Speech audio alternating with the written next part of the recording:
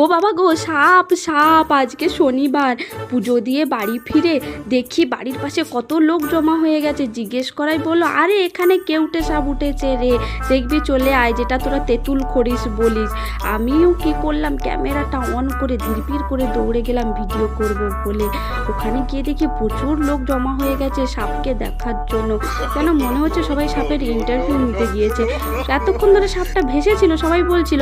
আমি যা গিয়েছি, সাপটা টুক করে লুকিয়ে পড়েছে ডোবার মধ্যে, আর দেখতেই পাচ্ছি না সাপটাকে। ওই তো উকি দিচ্ছে, কি বড় ফনা!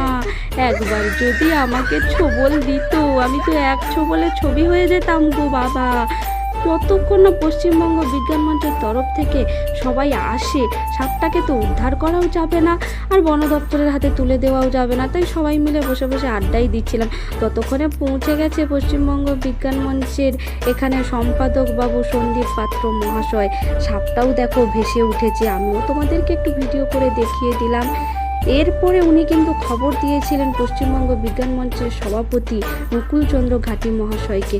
ততক্ষণে উনি চলে এসেছেন। ওনাকে কিন্তু স্নেকম্যান হিসেবেও আমরা চিনি। এত এত সাপ ধরায় উনি এক্সপার্ট, না কি বলবো।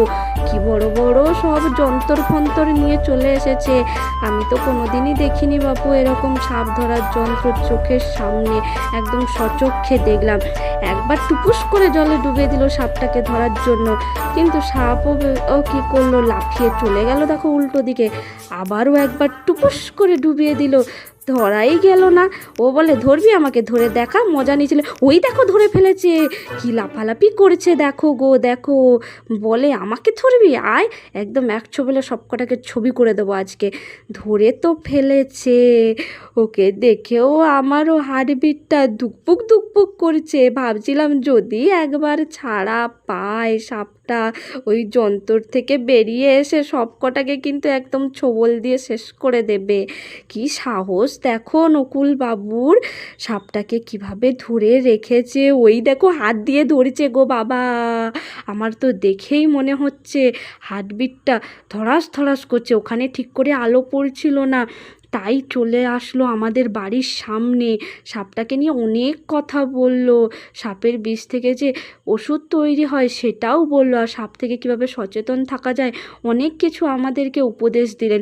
এবার সাপটাকে এই জারের মধ্যে ঢোকানোর পালা, দিয়ে ওটাকে বন দপ্তরের হাতে উনি তুলে দেবেন। তবে তার আগে এই জারের মধ্যে ফুটো করে দেওয়া ছিল, যাতে সাপটা অক্সিজেন নিতে পারে বাইরে থেকে। এবার এটাকে বন দপ্তরের হাতে তুলে দিলেই কাজ শেষ। দেখো আজকে সাপ উদ্ধার হয়ে গেল। আজকের ভিডিওটা এতটাই ছিল, ভালো লাগলে লাইক করে দেবেন।